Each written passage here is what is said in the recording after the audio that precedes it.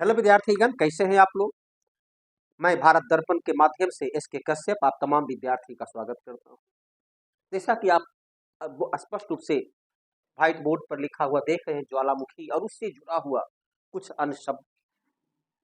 ज्वालामुखी के बारे में आज पढ़ेंगे, जो ज्योग्राफी का एक महत्वपूर्ण टॉपिक है और इससे बारंबार प्रश्न पूछा जाता है। ज्वालामुखी में जो से पर्वत का निर्माण होता है, ज्वालामुखी से पठार का निर्माण होता है, ज्वालामुखी से झील का निर्माण होता है, ज्वालामुखी से क्रेटर का निर्माण होता है, काल्डेरा का निर्माण होता है, ग्रेसर का निर्माण होता है। ज्वालामुखी से बनने वाली आकृति, ज्वालामुखी के आधार पर उसका विभाजन सक्रिय, मृत और प्रसुप्त तीन विभाजन है। तो वो उससे जुड़ा हुआ क्वेश्चन बारंबार पूछा जाता है। तो इसे इस प्रकार के क्वेश्चन को आजकल स्टैटिक जीके का नाम भी दिया गया है। तो स्टैटिक जीके से जुड़ा जुड़ा हुआ ज्वालामुखी, ज्वालामुखी को पृथ्वी का सुरक्षा कवच, सेफ्टी वॉल्व कहते हैं। ज्वालामुखी का विस्फोट यदि नहीं हो, यकीनन तौर पर पृथ्वी पर जीवन की कल्पना बहुत ही मुश्किल हो जाएगी। ज्वालामुखी को इसलिए पृथ्वी का सुरक्षा कवच कहते हैं, क्योंकि पृथ्वी के अंदर आपको पता है, जैसे जैसे आप धरातल के नीचे जाते हैं, प्रत्येक 32 मीटर की गहराई पर टेम्परेचर में 1 डिग्री की वृद्धि हो जाती है। और जब ये वृद्धि होती है तो पृथ्वी के नीचे तापमान बढ़ने से पदार्थ पिघल जाता है। तो पृथ्वी के अंदर जो ठोस, द्रव और गैस अपना अलग अलग रूप धारण करता है, उसे ही विवर्तनिक घटना कहते हैं। तो पृथ्वी के अंदर ठोस, द्रव और गैस तापमान में वृद्धि के कारण जब वो अपने रूप को बदल लेता है और बढ़ा हुआ आयतन, जैसे मान ले चूना पत्थर था, जल वाष्प के संपर्क में आया और गैस बन गया। कहीं ठंडा क्षेत्र पड़ गया, पानी था वो बर्फ बन गया। कहीं पदार्थ पिघल गया और वो तरल रूप में आ गया। तो इससे जो परिवर्तन होता है आयतन में, तो बढ़ा हुआ आयतन यदि पृथ्वी के अंदर समाहित नहीं हो पाती है, तो वो पृथ्वी का वह स्थान जहाँ पर तुलनात्मक रूप से कुछ कमजोर होता है, वह बाहर निकल आता है, जिसे हम ज्वालामुखी नली के नाम से जानते हैं। तो ज्वालामुखी का वर्गीकरण ही पढ़ेंगे, कहाँ कहाँ ज्वालामुखी उसको भी देखेंगे। लेकिन सबसे पहले जो आपके सामने ज्वालामुखी के जो कीप के आकार का, नीचे पतला ऊपर फैला हुआ, तो कीप के आकार का जो मुख होता है उसे क्रेटर कहते हैं। तो क्रेटर क्या है? ज्वालामुखी के विस्फोट से जिस स्थान से, जिस नली के माध्यम से लावा मैग्मा बाहर निकलता है, उसे क्रेटर कहते हैं।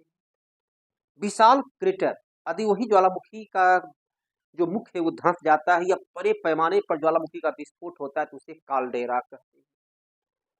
ज्वालामुखी से देखते हैं कि बड़े आग निकलते रहता है। हकीकत यह है कि ज्वालामुखी के पृथ्वी के अंदर से जो लावा और मैग्मा निकलता है, लावा और मैग्मा में क्या?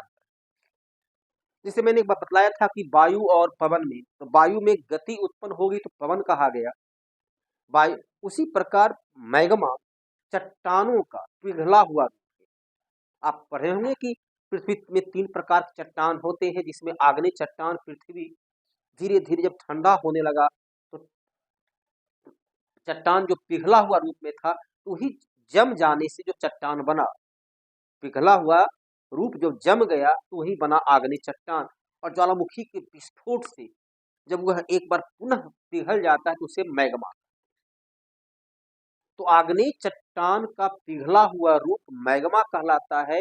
और मैग्मा जब धरातल पर बिछ जाती है तो उसे लावा कहते हैं। मैग्मा जब धरातल पर समतल या जिस रूप में बिछ जाती है तो उसे लावा कहते हैं। तो मैग्मा और लावा, तो चट्टान का पिघला हुआ रूप मैग्मा है और वही धरातल पर बिछ गया तो लावा बन गया। और उसी में अवसाद अग्नि चट्टान का ही चट्टान होता है बेसाल्ट चट्टान। बेसाल्ट चट्टान के टूटने से, बेसाल्ट चट्टान जो कि आग्नेय चट्टान का उदाहरण है, यह ज्वालामुखी विस्फोट से बाहर निकलता है और लावा के रूप में जब पृथ्वी पर बिछ जाती है, वही मिट्टी का जब रूप धारण करता है तो वह रेगुर मिट्टी या काली मिट्टी या कपासी मिट्टी कहलाता है। महाराष्ट्र, गुजरात के क्षेत्र में ये मिट्टी पाई जाती है, जो कपास की खेती के लिए काफी उपयोगी है। तो ज्वालामुखी के विस्फोट से जब बेसाल चट्टान मैग्मा के रूप में बाहर निकलता है और धरातल पर बिछ कर मिट्टी का रूप धारण कर लेता है लावा के रूप में, उसी मिट्टी को रेगुर मिट्टी या कपासी मिट्टी, उत्तरी अमेरिका में चरनोजम मिट्टी के नाम से उसे जानते हैं। उसी प्रकार ज्वालामुखी का जो कीपाकार मुख है, जब उसमें बरखा का जल जमा हो जाता है तो उससे निर्मित जो झील होती है, झील किसको कहते हैं? चारों ओर स्थल बेसिन से घिरा हुआ प्राकृतिक रूप से जो, या कृत्रिम रूप से बनाते भी हैं, जो जल का राशि है उसे झील कहते हैं। तो क्रेटर झील में भारत में भी देखिए आपका पुष्कर झील राजस्थान का, कुछ विवर्तनिक घटना के कारण से बना हुआ लोनार झील भी है। तो महाराष्ट्र का लोनार झील, राजस्थान का पुष्कर झील, ये क्रेटर झील का उदाहरण है। इसी प्रकार टीटाकाका झील बोलिविया का टीटाकाका झील वो भी क्रेटर झील का उदाहरण है। दुनिया का सबसे बड़ा क्रेटर झील वो इंडोनेशिया का टोबा झील जो विश्व का सबसे बड़ा क्रेटर झील। देखिए एक तो क्वेश्चन होता है कि दुनिया का सबसे बड़ा झील कौन है, तो कैस्पियन सागर झील। सबसे खारा पानी का झील कौन है तो सबसे खारा पानी का झील हो जाता है तुर्की का लेक मोन। उसी प्रकार सबसे बड़ा क्रेटर झील जो होता है टोबा झील। उसी प्रकार है अमेरिका का ओरेगन झील। भारत में भी आपका पुष्कर झील, लोनार झील, अमेरिका का ओरेगन झील, टीटीकाका झील, बोलिविया का टीटीकाका झील, उसके बाद इंडोनेशिया का टोबा झील, ये सब क्रेटर झील का उदाहरण है। ज्वालामुखी के विस्फोट से सबसे अधिक लगभग 60% जल वाष्प बाहर निकलता है। पृथ्वी के अंदर जल है, भूगर्भ में जल है, और वो गर्मी से वाष्प बन जाती, सबसे अधिक लगभग 60% जल वाष्प बाहर निकलता है। उसमें उसके बाद carbon dioxide, hydrogen, nitrogen, sulphur dioxide बाहर निकलती है, लेकिन ऑक्सीजन बाहर नहीं निकलती। पृथ्वी के ऊपर जो ऑक्सीजन है उसके चलते उसमें आग लग जाती है और वह जलता हुआ दिखता है। ज्वालामुखी के विस्फोट से ऑक्सीजन गैस बाहर नहीं निकलता है, सबसे अधिक 60% जलवाष्प बाहर निकलता है। और टोटल यदि देख ले जल वाष्प और गैस मिलाकर लगभग 90% जल वाष्प और गैस बाहर निकलती है। 10% ही जो है वो चट्टान का पिघला रूप मैग्मा बाहर निकलता है। तो ज्वालामुखी के उस क्रेटर झील में कभी कभी झील नहीं बन पाती है, अंदर का तापमान क्योंकि 32 डिग्री पर नीचे जाने पर तापमान एक डिग्री बढ़ जाती है।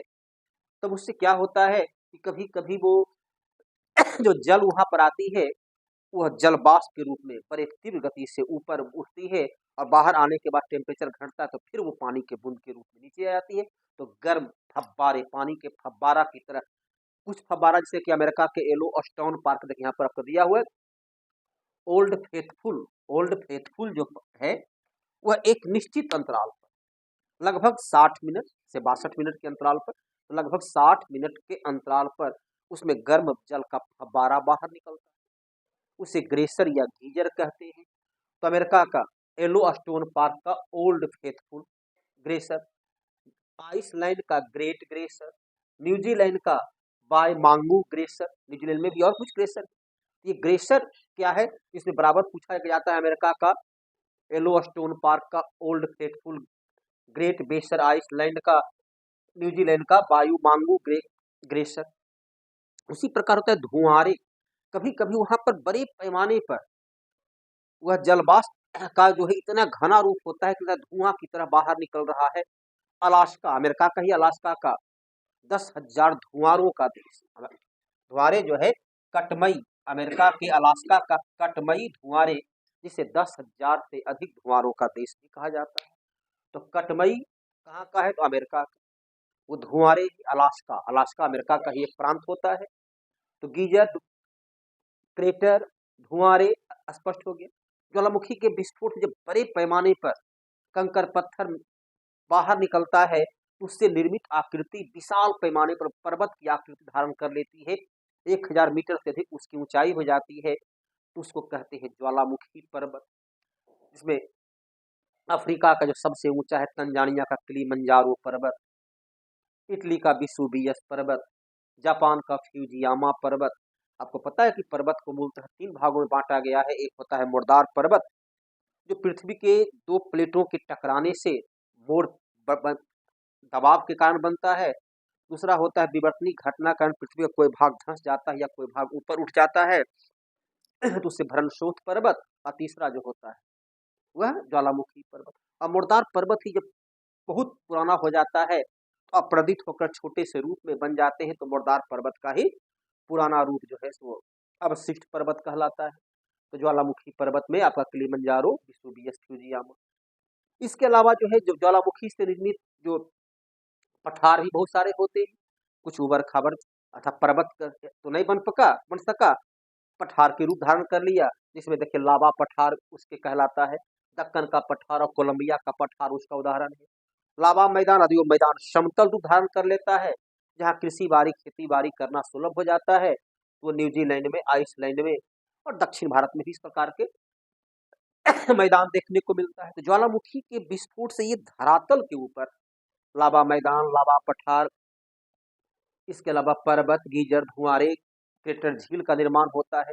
साथ ही ज्वालामुखी के विस्फोट से पृथ्वी के आंतरिक भागों में भी विभिन्न प्रकार की आकृति बन जाती है, और उस आकृति, क्योंकि वह नीचे जब जम जाता है तो फिर वह आग्नेय चट्टान का ही भाग होता है।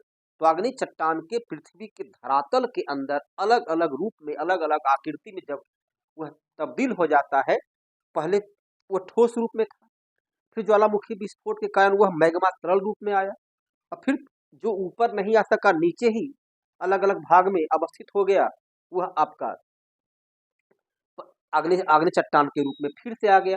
तो क्वेश्चन कभी कई बार पूछता है, जैसे देखिए आपका इसमें दिया हुआ है नाम, batholith, laccolith, lopolith, phacolith, sill, dike और स्टॉक। क्या है, क्या है? तो ये आग्नेय चट्टान का एक भाग। इसे धरातल के ऊपर जो आग्नेय चट्टान आपका आया, उसमें भी आप पढ़ते हैं बेसाल चट्टान, ग्रेवो, एंडोलाइराइट, सायोलाइट, बहुत सारे चट्टान का रूप है। यहाँ भी देखो पृथ्वी के अंदर आंतरिक भागों में ज्वालामुखी विस्फोट के चलते जब बेसाल चट्टान मूल रूप में पिघल कर फिर नए रूप को धारण कर लेता है, उसमें batholith, laccolith, lopolith, phacolith, sill, dike और स्टॉक, ये क्या है? ज्वालामुखी से निर्मित आग्नेय चट्टान का रूप है। तो इस प्रकार से पृथ्वी के अंदर और पृथ्वी के बाहर जो ज्वालामुखी विस्फोट से अलग अलग आकृति बनी, उन तमाम को आपके सामने एक साथ रख दिया गया।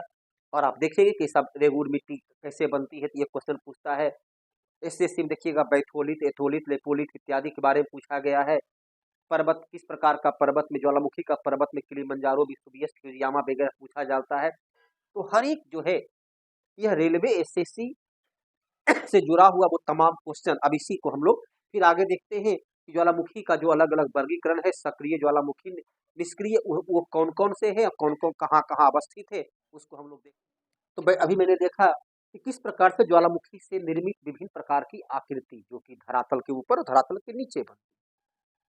ज्वालामुखी से किस किस प्रकार का गैस बाहर निकलता है।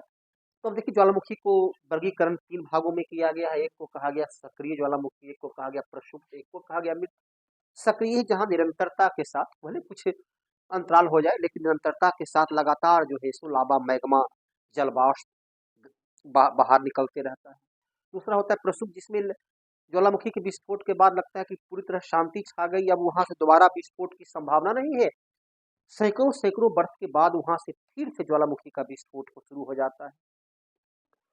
अमृत जहां से अब किसी प्रकार का कोई ज्वालामुखी विस्फोट होने की संभावना नहीं, अब उसका पूरी तरह वहां पर शांति छा गई है। इन ज्वालामुखी में आपको कुछ जो है सो नाम याद रखना है।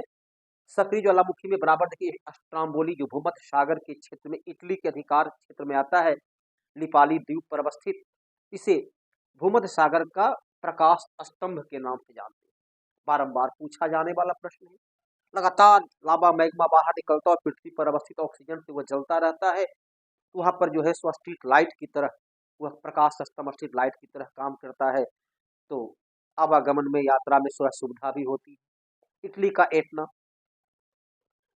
इक्वेडोर का कोटोपैक्सी, इक्वेडोर का कोटोपैक्सी, एवं ध्रुवीय क्षेत्र में, दक्षिणी ध्रुवीय अंटार्कटिका पर एयरबुस, हवाई द्वीप का मोनालोआ, हवाई द्वीप का किलाय। हवाई द्वीप प्रशांत महासागर का द्वीप है और अमेरिका के अधिकार क्षेत्र में आता है। पापुआ न्यू गिनी का लामिया और बगाना, पापुआ न्यू गिनी का लामिया और बगाना, इंडोनेशिया का शमेरू, इंडोनेशिया का शमेरू, और अर्जेंटीना एवं चिली के बॉर्डर पर अवस्थित ओजस डेल सोल्डे है, ओजस डेल सालेडो और भारत में अंडमान निकोबार का बैरन, ये सक्रिय ज्वालामुखी। अक्सर हाँ यही क्वेश्चन पूछता है। हाँ, इसमें कोई नया क्वेश्चन तब आ जाता है जब उसी साल विस्फोट उसमें हुआ है और नया नया विस्फोट है, कुछ करंट अफेयर्स को छोड़ दिया जाए तो इतना ही ज्वालामुखी के बारे में आपको बारंबार पूछा जाता है। उसी प्रकार प्रसुप्त ज्वालामुखी में जापान का फ्यूजियामा, उसे तो वहाँ पूजा भी की जाती है। इटली का विसुवियस, इंडोनेशिया का क्राकोटोआ, अफ्रीका का किलिमंजारो। अब भारत में भी एक जो है इसमें ज्वालामुखी है जो कि भारत का नारकोंडा, ये भी अंडमान निकोबार द्वीप समूह में है। तो नारकोंडा, तो भारत में ज्वालामुखी का एक हो गया बैरन जो कि सक्रिय है और दूसरा है नारकोंडा जो कि निष्क्रिय है, और दोनों अंडमान निकोबार द्वीप समूह में स्थित है। मृत ज्वालामुखी में बर्मा का माउंट पोपर, ईरान का देवबंद, ईरान का हिक्कोह सुल्तान, एकांकागुआ, और एकांकागुआ कहाँ हो गया आपका अफ्रीका का, और चिम्बरोंजी। तो ये जो है सो आपके महत्वपूर्ण ज्वालामुखी है।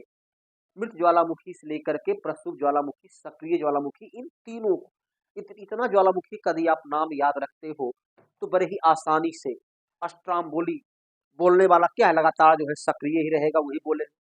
इतना कतक कितना बोलते रहते, इतना बोलते, इतना इतना बोलते रहता है, तो इतना कोटोपैक्सी, कोटोपैक्सी इक्वेडोर का है एयरबुल। तो इसमें कुछ याद रखना है, मोनालोआ, किलाए, लामिया, बगाना, शमेरू, ओजस डेल सेल्वा, बैरन। प्रसुप्त में फ्यूजियामा, विसुवियस, क्राकोतोआ, किलिमंजारो, नारकोंडा। मृत में पोपा, देवबंद, कोसुल्तान, एकांकागुआ और चिम्बरोंजी। तो ये ज्वालामुखी का 3 अलग अलग वर्गीकरण हो। विश्व का एक महादेश है ऑस्ट्रेलिया, जहां अब तक एक भी ज्वालामुखी नहीं पाया गया है। ऑस्ट्रेलिया महादेश में कोई भी ज्वालामुखी के अवशेष प्राप्त नहीं हुए। भारत में मूलतः आपका तो अंडमान निकोबार में ही ज्वालामुखी है, लेकिन पहले अति काल में, अति बहुत पहले भारत में भी कुछ ज्वालामुखी का क्षेत्र, जैसे बताया मैंने, बेसाल चट्टान जो दक्कन का पठार है, तो ज्वालामुखी मिट्टी से ही निर्मित हुआ है। ज्वालामुखी राजस्थान का क्रेटर झील का मैंने उदाहरण दिया, ज्वालामुखी से ही बना हुआ है। महाराष्ट्र का लोनार झील, कुछ झारखंड के डालमा क्षेत्र में भारत में पहले जो है ज्वालामुखी रहे होंगे, लेकिन अब उसमें किसी प्रकार का कोई उसका अवशेष उपलब्ध नहीं है। तो ये ज्वालामुखी से जुड़ा हुआ बहुत ही महत्वपूर्ण प्रश्न जो बारंबार एग्जाम में पूछा जाता है। ज्वालामुखी सबसे अधिक क्या निकलता है, तो 60% जल वाष्प निकलता है। ज्वालामुखी से कौन सी गैस बाहर नहीं निकलती है, तो ऑक्सीजन गैस बाहर नहीं निकलती। ज्वालामुखी, विश्व का सबसे अधिक ज्वालामुखी कहाँ पाया जाता है, प्रशांत महासागर क्षेत्र में। लगभग 2/3 66%, 67% ज्वालामुखी जो विश्व में है उसमें सबसे अधिक ज्वालामुखी प्रशांत महासागर। और एक देश का नाम लिया जाए तो सबसे अधिक ज्वालामुखी जो है वह है इंडोनेशिया। इंडोनेशिया में विश्व का सबसे अधिक ज्वालामुखी पाया जाता है। लगभग 500 ज्वालामुखी ऐसे हैं, 500 की संख्या में जो सक्रिय ज्वालामुखी है, और उसमें 2/3 अकेले प्रशांत महासागर क्षेत्र में अवस्थित है। तो ज्वालामुखी के अधिकता के कारण ही प्रशांत महासागर को रिंग ऑफ द फायर, आग का वलय के नाम से जानते हैं, जहां लगातार विस्फोट होते रहता है, कहीं न कहीं ज्वालामुखी का विस्फोट वहां चलते रहता है। प्रशांत महासागर का हवाई द्वीप मोनालोआ, जिसे विश्व के सबसे बड़े सक्रिय ज्वालामुखी के रूप में पहचान की जाती है। तो विद्यार्थीगण, है रोचक और सटीकता के साथ आपको बिना कोई विस्तार के 2D पॉइंट केवल कंटेंट आपके सामने रखा गया, ताकि कम समय में आपको अधिकतम नॉलेज प्राप्त हो सके। और यदि आपको लगता है कि पढ़ाई बेहतर है, परीक्षा के अनुकूल है, आपकी योग्यता, आपकी काबिलियत, आपकी दक्षता को बढ़ाने वाला है विद्यार्थीगण, मैं इसके कश्यप आपसे आग्रह है कि इसको जो है लाइक करना, शेयर करना और सब्सक्राइब करना ना भूलें। सब्सक्राइब जरूर करें। धन्यवाद।